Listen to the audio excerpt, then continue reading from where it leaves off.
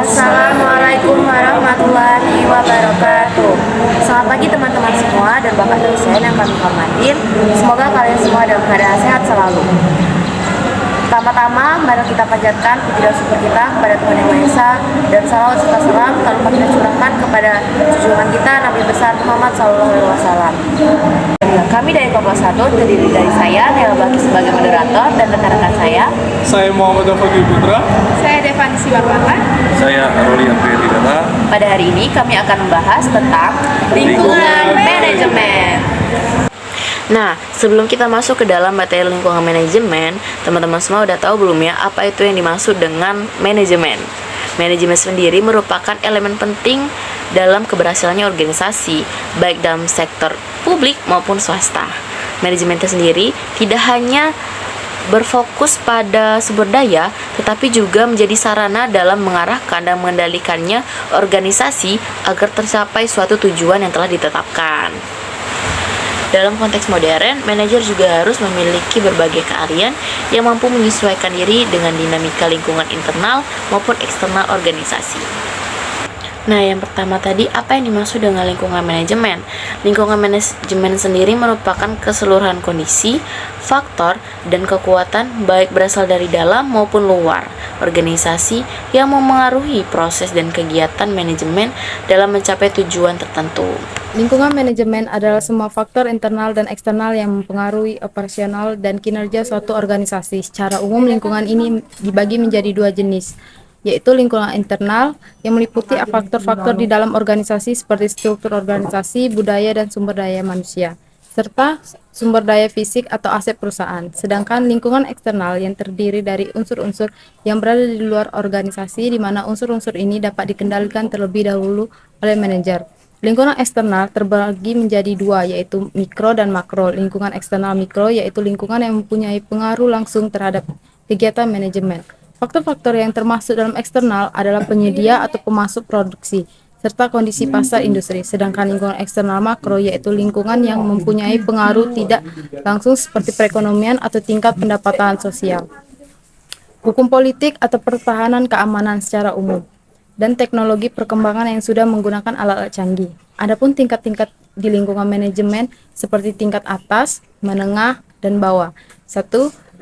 Lingkungan tingkat atas berupa bertanggung jawab dalam kebijakan keseluruhan organisasi dan membuat keputusan di suatu perusahaan, contohnya direktur atau CEO.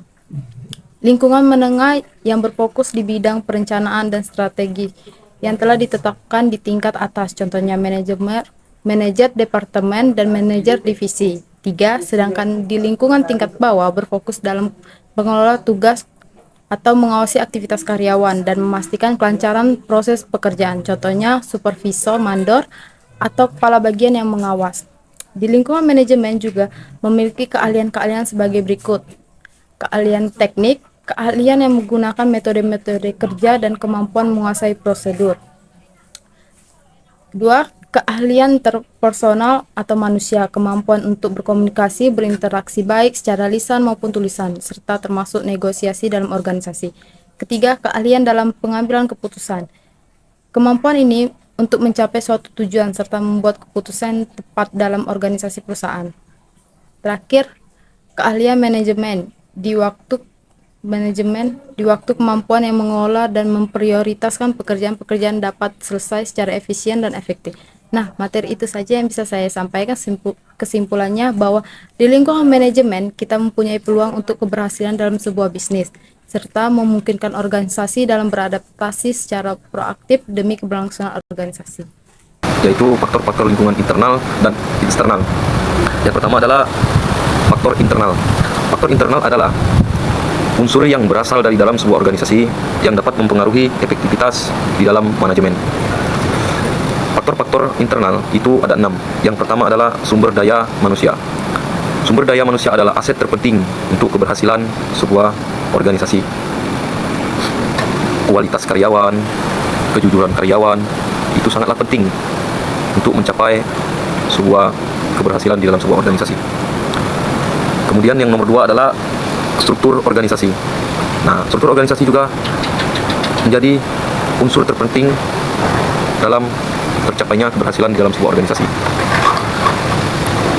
dengan kita menjalankan setiap bagian-bagian yang sudah diberikan, seperti misalnya ketika kita ditugaskan membuat sebuah rancangan kerja, itu kita harus bekerja dengan efektif.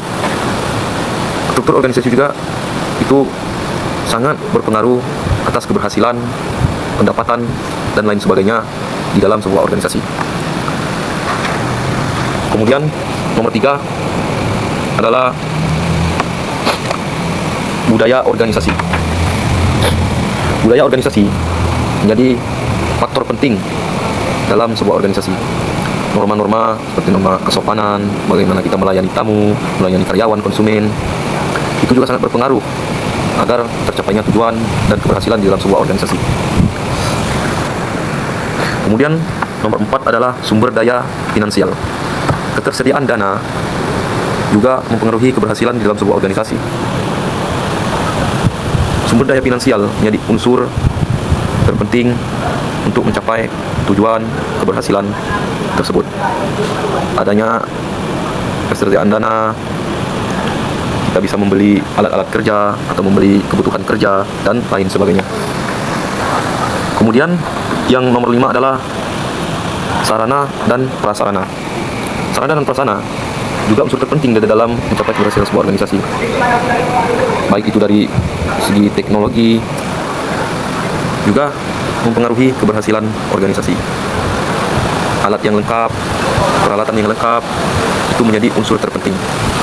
Kemudian yang nomor 6 adalah kepemimpinan, atau bisa kita sebut juga dengan leadership.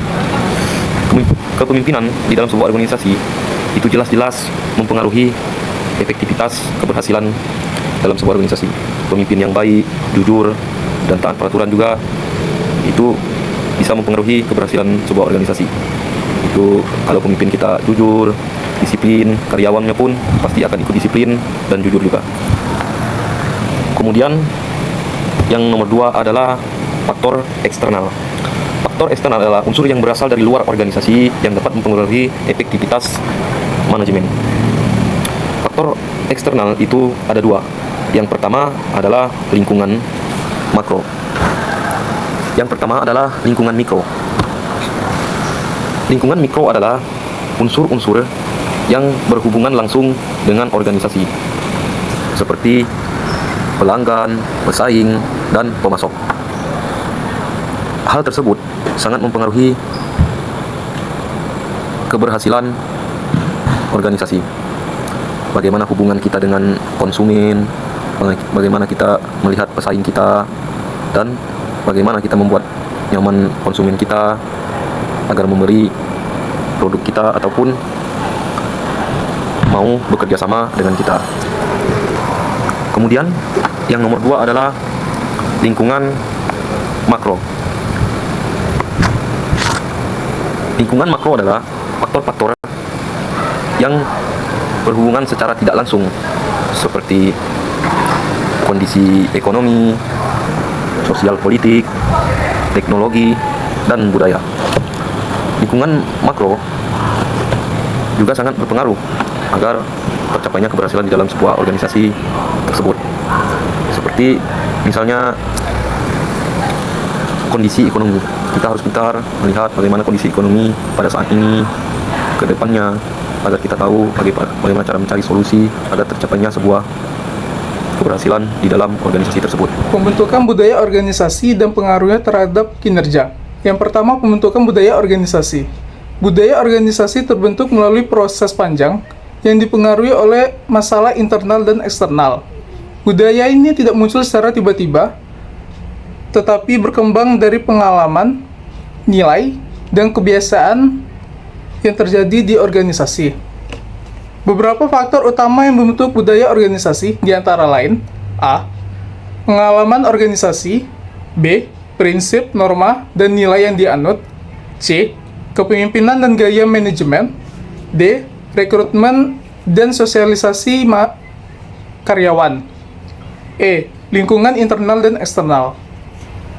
Kedua, pengaruh budaya organisasi terhadap kinerja. Budaya organisasi memiliki dampak yang besar terhadap perilaku, motivasi, dan produktivitas anggota organisasi. Pengaruh tersebut dapat dijelaskan sebagai berikut. A. Meningkatkan komitmen dan loyalitas karyawan. B. Meningkatkan efisiensi dan produktivitas. C. Meningkatkan kualitas kerjasama tim. D. Meningkatkan inovasi dan kreativitas. E. Menentukan reputasi dan daya saing Oke, itu organisasi. saja yang bisa kami sampaikan. Lebih kurangnya kami mohon maaf. Dan sebelum kami menutup, ada salah satu rekan kami ingin pamit